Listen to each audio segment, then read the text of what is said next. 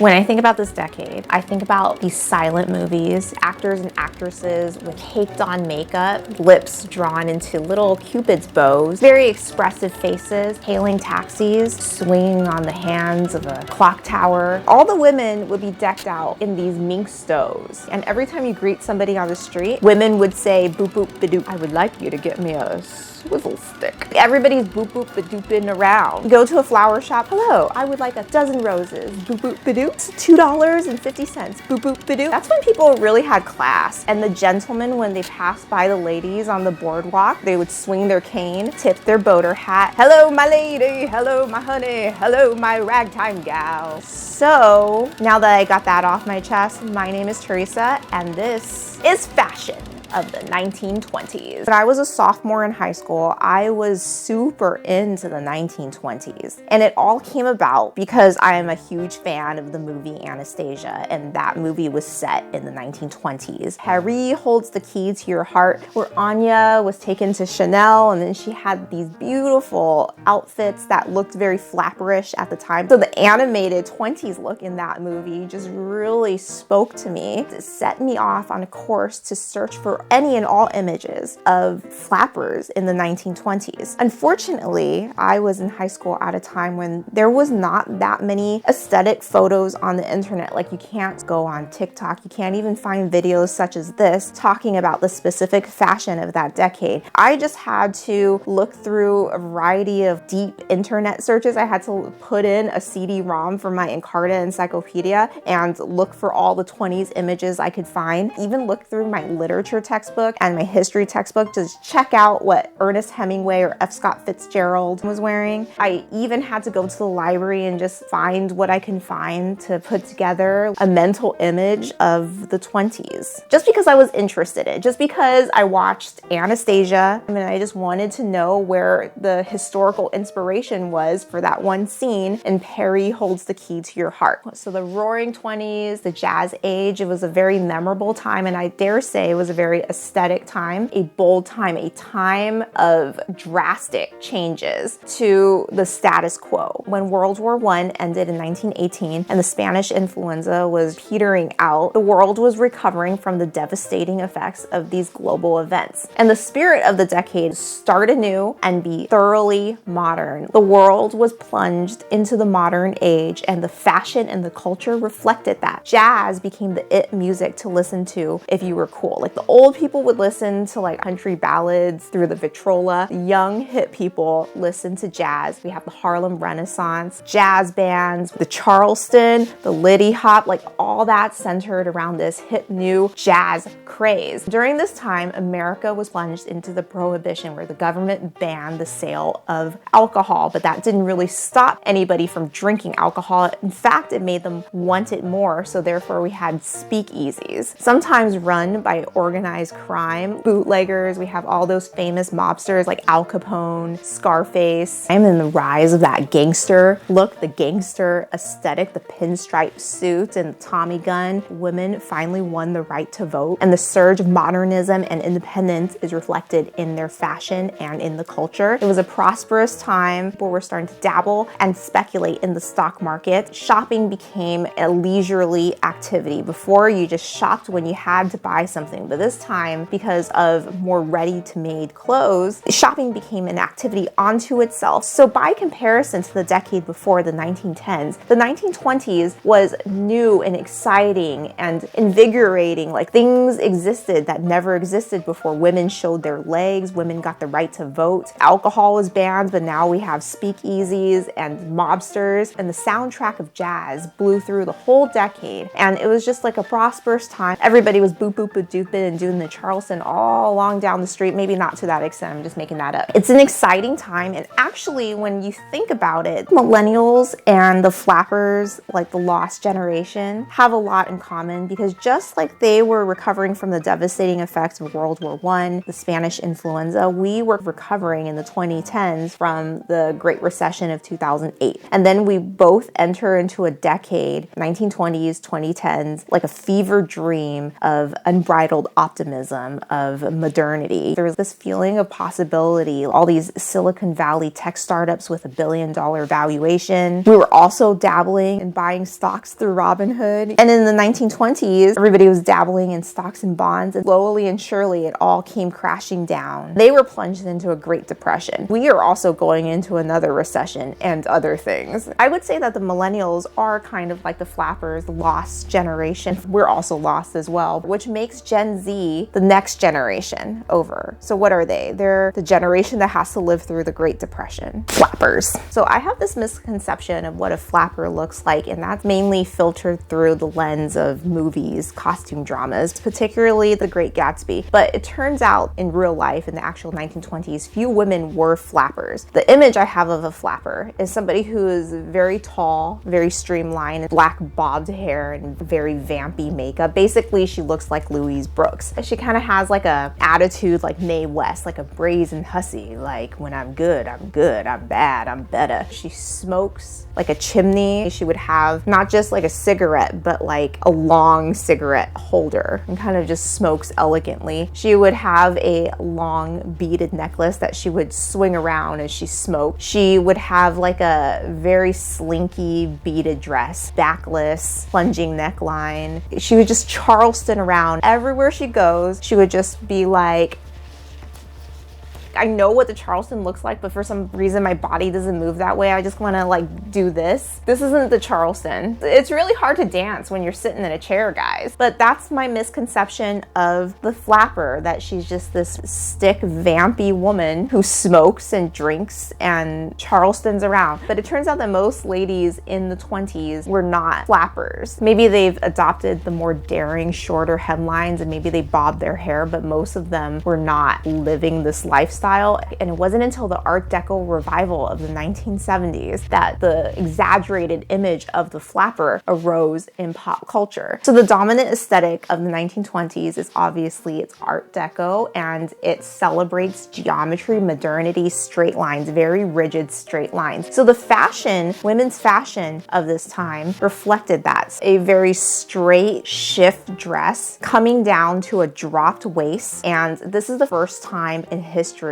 since ancient Roman and Greek history that women bared their arms. The hemline of these dresses went to the knees or mid-calf, so it was also one of the first times for a long time that women dared show their legs, and it was very, very scandalous for the old guard of the time. So if you remember the clothes of the 1910s, shirtwaist dresses, very buttoned up, that whole Gibson girl look. Edwardian dresses, obviously very long skirt, got a corset, the cottage bun hair, you know, just think Anne of Green Gables. Also think the Wicked Witch of the West. We're getting bared arms, we're getting bared legs. I think the old guard of the time, the morality guard, everybody probably had like a fainting spell every time they saw like a teenager come along with her bobbed hair and dropped waist dresses. So Art Deco celebrated that streamlined look. Very clean lines, geometry, and these shift dresses reflected that. This new aesthetic kind of cast away all the old ideas in the wake of World War I and embraced modernity. As women got the right to vote and they got more independence, this also celebrated the look of the new women. We're cutting off our hair. Prior to that, women were expected to grow their hair very long, waist long, and then tie it up, do it up. But this time, with the celebration of the new modern woman, you want to be thoroughly modern. You bobbed your hair, very scandalous for the time. You wanted to be more comfortable. You don't want to be strapped in to a corset. So you cast the corset aside and you have like a more streamlined look, kind of like a boyish silhouette. The corset emphasized your hips, your curves, your tiny little waist, but without a corset, straight is what we want. You want your dress to be comfortable and flowy. So you cast off your corset. You don't want any curves. In fact, you don't even want any boobs. So you wore these bandeau bras, just kind of flatten your boobs. An A cup was very desirable back then. In fact, having showing no boobs at all is desirable back then. This was also a time of hats. Hats were also very popular in the Edwardian age. Hats were huge. They were wide brimmed. They had a lot of feathers on them. The desire for a very extravagant feathered hat back in the 1910s led to the extinction of a lot of birds. But during the 20s, in reaction to that giant hat style with all these ornaments and embellishments and feathers, we have a very close-fitting bell-shaped hat, the cloche. You want to keep your head streamlined. You want to keep your head small, but you did have decorative elements like maybe one feather, a headband, or scarves, pearls. There's only so much you can do with bobbed hair, so you kind of want to add some visual interest to your bobbed hair. Because of this Art Deco ideal and the celebration of clean lines and geometry and shift dresses and the boxy, boyish look, it turns out that the body ideal is not the rail-thin model that we see in modern day movies. That's filtered through our own decade's beauty aesthetic. So anytime you see a costume drama, it's filtered through what's popular at the time that the movie is made. So if you look at Titanic, it's 1912, but you can see the 90s baked in her lipstick and the color palette. If you look at the modern Great Gatsby, the 2013 Baz Luhrmann Great Gatsby, you can see the 2010s wedding aesthetic in there. And then if you look at the 1970s Great Gatsby, you can definitely see that while it's supposed to take place in the 20s, there's a lot of the 70s baked in. If you look at historical photos of women from the 1920s and models of the 1920s, none of them were that tall, skinny, gangly runway model that we seem to think they favored in 1920s. That's filtered through the lens of modern taste, you know, probably from the 90s. That's filtered through like a 90s lens. So the ideal body type of the 1920s woman is actually somebody who is skinny but squat, a little bit on the shorter side. Somebody that fits into these streamlined dresses, so boyish figure, boxy torso, no waist, flat chest, a tomboy. You have the rise of the cosmetic industry like Max Factor, mail-ordered cosmetics that you could get delivered to your home, or you could go to a department store and buy these cosmetics. The makeup of the time is, as I described in a silent movie, very pale, like powdered skin. It's early cosmetics, not a lot of skin tone options. If you don't have the ideal skin color, which is, I guess, white, then you're out of luck. So if I were to time travel back then, I'd probably have to white myself up. The color came in pale powder. Eyebrows of the time, let me talk about the eyebrows. Their eyebrows were pencil thin and they sloped downwards. As you're up all night partying and dancing the Charleston, this is where the vampy makeup comes in. You got the vampy smoky eyes, very small Cupid bow lips. It makes it seem that you've been up all night dancing the Charleston and drinking champagne at some speakeasy. This is like the 1920s version of the indie sleaze makeup. So this was the first time in history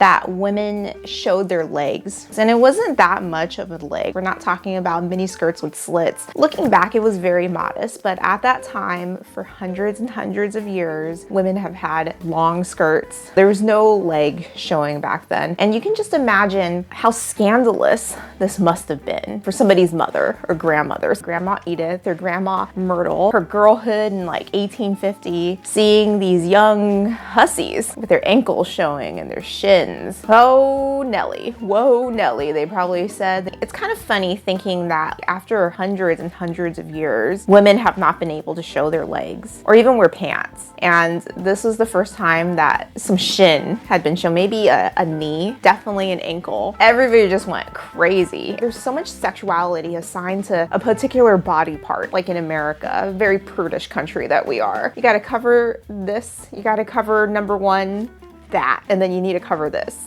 and that. Most importantly, you need to cover that. But you know, people prefer you to also cover this. And before, all of women, like every single part of your body was sexualized to an extent that if somebody saw your legs, I don't know what they would do. You would give grandpa a heart attack. A guy in a horse and buggy clomping down the street is gonna have like a buggy accident if he saw your legs. The boy rolling his wheel with a stick down the street would probably fall into like a manhole because of your legs. You gotta cover it all up. This was the time when women are like, you know, I'm taking back my comfort and I'm showing a bit of skin. I'm showing you my knees and I'm showing you my shins. It's because of the rising of the hemline. We have new industries booming. We have the stocking industry, the Ipswich stocking company, and how they use these cute 1920s illustrated witches to sell their hosieries. I don't know if I say it right. I say things weirdly. People in real life mention how weird I pronounce things, and it's not because I have an Asian accent. I think it's like a Long Beach accent or something. We have silk stockings, cotton stockings. There was no nylon at the time. The stockings to complement your legs. And of course, now that people could see your shoes, we have cute Mary Janes. We have cute, very sensible heeled shoes. Here's a fun tidbit for you. It was originally thought that the term flapper derived from women wearing these galoshes, these shoes with the buckles unfastened, and they would just kind of flop around like tongues.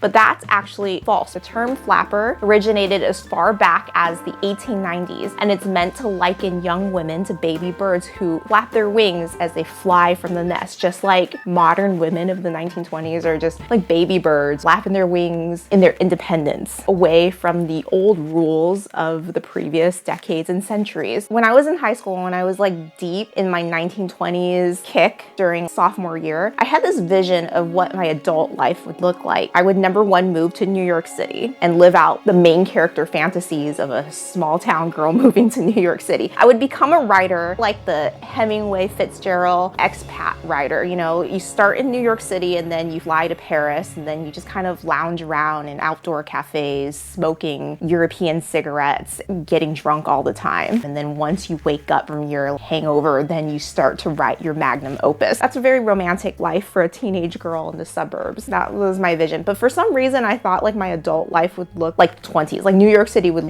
be decked out like it did in the 20s, where Broadway is just like one giant great white way, and all the theaters would have Art Deco / Egyptian architecture. In order to experience the vibe of the 20s, I would literally have to scrounge around and scavenge around for any kind of archives I could find. You read a little bit of Fitzgerald, you read some Hemingway, looking through art books of Picasso and Matisse. If you look at their lifestyle pictures, Picasso's studio, lifestyle pictures of Hemingway as an expat abroad and his fellow writer friends in Paris. Anastasia, that musical number Paris holds the key to my heart, was the most glamorous animated window of the 20s. And Zora Neale Hurston, who wrote Their Eyes Were Watching God, she had the most 1920s author photo I've ever seen because she had the 1920s, I would call it at the time, flapper hat, but it's just like a 1920s bell-shaped hat. I know it sounds crazy for like a 15-year-old to have research and stuff, but I wanted to get this whole 1920s vibe, and I lived during a time where I just didn't have the resources to just look it up online. There was 2 documentaries on PBS that I found very fulfilling. One was a long documentary on the Great War, World War I. They talked a little bit about the 20s. And the other was a documentary about the silent movie actor Harold Lloyd. He's the guy that kind of looks like your nerd boyfriend. He's the one that dangles off the clock face. And by the way, the 20s was a boom time for Hollywood. Big studios that we know nowadays are popping up. We have movie stars like Buster Keaton, Charlie Chaplin, and we have the first it girl, Clara Bow, and the first talkie, the jazz singer Al Jolson. It doesn't age that well, so funny thing about silent movie actors like Harold Lloyd and like Buster Keaton is that they did their own stunts, and some of these stunts are life-threatening stunts. I think Harold Lloyd really had to dangle himself hundreds of feet in the air to hang off the hands of a clock. Or Buster Keaton really had to specifically stand at a very precise location so that the facade of a house could fall on him and he could fall right through the open window. So in 1923, the discovery of King Tut's tomb made headlines around the world and plunged everyone into this Egyptian craze. You have a lot of Egyptian influences in fashion, in design, but most prominently in movie theaters. The old movie theaters with the Egyptian columns and Egyptian motifs, which nowadays, because of the multiplexes, are gone or maybe fallen in disrepair. I think this motif is the most aesthetically pleasing. It just naturally fits movie theaters. When I went to school in LA, the Fox Theater in Westwood, which hosts a lot of movie premieres, premieres still has a bit of the Egyptian motif, but most prominently the Crest Theater, a few blocks down, also had this elaborate Egyptian motif. The Shrine, which used to host the Oscars, another Egyptian motif theater. I really wish that the Egyptian motif theaters were still a thing because I think it is so beautiful. I don't mind the look of the multiplexes like AMC and Regal. If you look closely, Egyptian motif still carries over into these modern day multiplexes, especially in the neon design. So Egypt, very big in the 20s. And also Paris. A lot of artists, especially Ernest Hemingway, F.Scott Fitzgerald, they all flocked to Paris. Artist expat culture. And the Paris Holds the Key to Your Heart musical number in Anastasia. I just want to highlight how many famous people from the 20s and in Paris appeared in that number. You spotted Matisse, you spotted Josephine Baker. Josephine Baker was huge in the 20s, particularly in Paris. So she was a dancer and singer, and she was famous for her banana skirt, her bejeweled banana skirt, and she was the first African American to headline a movie. This is like the very beginning of Parisian street photography. This Hungarian street photographer, Brassaï, he went around Paris and took these gorgeous, sultry black and white photos of Parisians after dark. Gorgeous, dramatic photos of people kissing in cafes and restaurants. One of his famous photos is this photo. So if this photo looks familiar to you, I want to ask you, how many times have you seen Titanic? Madame Bijou, she would sit in the corner of the same nightclub wearing every piece of clothing she had, waiting for her long lost love. See how her coat is all moth-eaten? That's when Rose says, "You see people, Jack, you do." Kind of like Jack Dawson was Brassaï, but with a pencil instead of with a camera. Men's fashion. I believe I covered a large portion of it in my Anastasia video, which was like an epic video about my love letter to Anastasia, but we will move into it at lightning speed. Let's do like a speed run of men's fashion. We have double-breasted blazers. Everybody's got a straw boater hat, sweater vest, and the whole golf look, the +4s, golf pants. There was this thing called Oxford bags, and what these were is like extremely wide leg pants. This is like the Jinko jeans of the 1920s, and this was popularized on college campuses. Then there was this raccoon coat craze for college men. It's called the Gunther raccoon coat. Hair, there was a lot of pomade on one's head, marcelling of one's hair. F.Scott Fitzgerald is the poster child for the 20s man's hairstyle. He had this dent right in the middle of his head, kind of like a mini taco head. Rudolph Valentino was a sultry movie star at the time. His Italian heritage lent him the ability to play exotic characters like a sheep. He had brooding movie star good looks. When he died at the height of his career at an unfortunately young age, his funeral was attended by thousands mourning for him. It was like an event. They swarmed his coffin. I think people took things very hard back then. I think it would be very easy to excite a movie audience back then. Like, I could honestly show them my YouTube video and flash these pictures up on the screen very fast. Like, these hand movements will probably excite them. The age of prohibition, speakeasies, bootlegged alcohol. We have the beginnings of the movie gangster look as inspired by real life gangsters. Pinstripe suits and the Tommy gun. This is neither here or there, but did you ever read Al Capone Does My Shirt? Went to Alcatraz, and apparently Al Capone stayed in Alcatraz, and then he later died of, I think, syphilis. That guy, he lived a life. There are a few 1920s playlists on Spotify, and I will listen to them as I edit this video. I think singers of the 20s, because of the recording technology at the time, always sound like they're underwater. I love to sing like I'm from the past, actually. Hello, my baby. Hello, my honey. Hello, my ragtime gal. F.Scott Fitzgerald. I don't think he was ever appreciated in his time. He was in this toxic relationship with Zelda. I mean, they were like toxic for each other. They really embodied that beautiful and the damned